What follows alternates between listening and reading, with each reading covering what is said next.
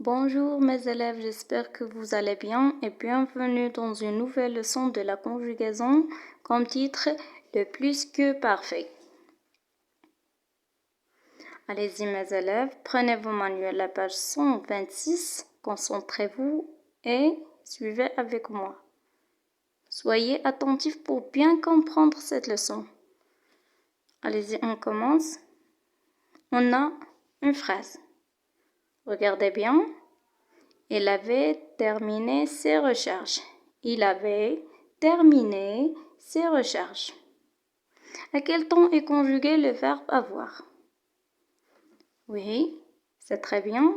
Le verbe avoir est conjugué à l'imparfait. Il se termine par AIT. Alors, il est conjugué à l'imparfait.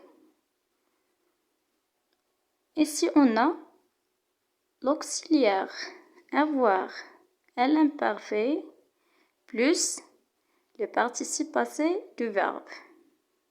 Alors, c'est un plus que parfait. Le plus que parfait. Le plus que parfait est composé d'un imparfait suivi d'un participe passé. Dans cette phrase, on avait terminé. Maintenant, on passe à j'observe et j'élabore. Je vais lire la phrase de base. Quand il avait terminé ses devoirs, Jonathan regardait la télévision. Je répète. Quand il avait terminé ses devoirs, Jonathan regardait la télévision. La question dit, que fait en premier Jonathan? Que fait en premier? Oui.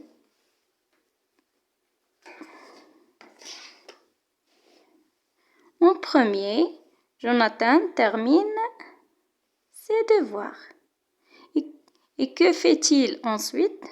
Puis, il regarde la télévision. Regardez bien.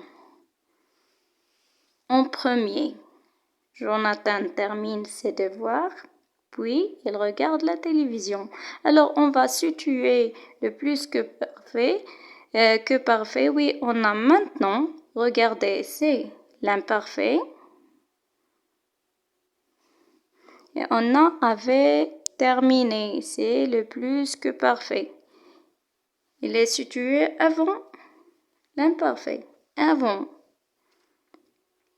Alors, on remarque que le plus que parfait indique une action qui se passe avant une autre action. Je répète, le plus que parfait indique une action qui se passe avant une autre action. Regardez bien, on avait l'auxiliaire avoir à l'imparfait, il se termine par AIT, et on a le participe passé du verbe terminer. Il avait terminé.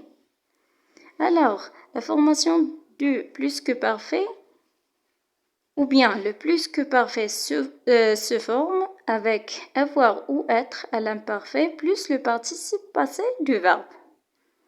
Je répète, la formation de plus que parfait est l'auxiliaire avoir ou être à l'imparfait plus le participe passé du verbe. Comme ça, on a l'auxiliaire avoir à l'imparfait plus le participe passé du verbe. C'est très simple, c'est très facile. On prend un exemple. On a le verbe lire.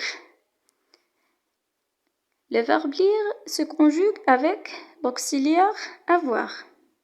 Oui, je répète, le verbe lire se conjugue avec l'auxiliaire avoir. On a dit que la majorité des verbes se conjuguent avec l'auxiliaire avoir. Oui, c'est bon.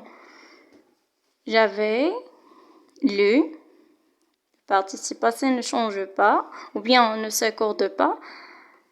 Tu avais lu. Il ou elle avait lu. Nous avions lu. Vous aviez lu. Il avec S ou elle avec S avait lu. Maintenant, on passe à les verbes, ou bien au verbe venir, au plus que parfait. Le verbe venir se conjugue avec l'auxiliaire être. Le verbe venir se conjugue avec l'auxiliaire être. Oui, j'étais venu. Il s'accorde en genre et en nombre. Il s'accorde avec le sujet en genre et en nombre. J'étais venu. Tu étais venu. Elle était venue. Elle était venue avec E à la fin. Nous étions venus. Vous étiez venus. Elles étaient venues. Elles étaient venues avec ES à la fin. J'espère que la leçon était trop facile pour vous. Si vous n'avez pas compris, n'hésitez pas à me dire. Et merci mes élèves pour votre attention.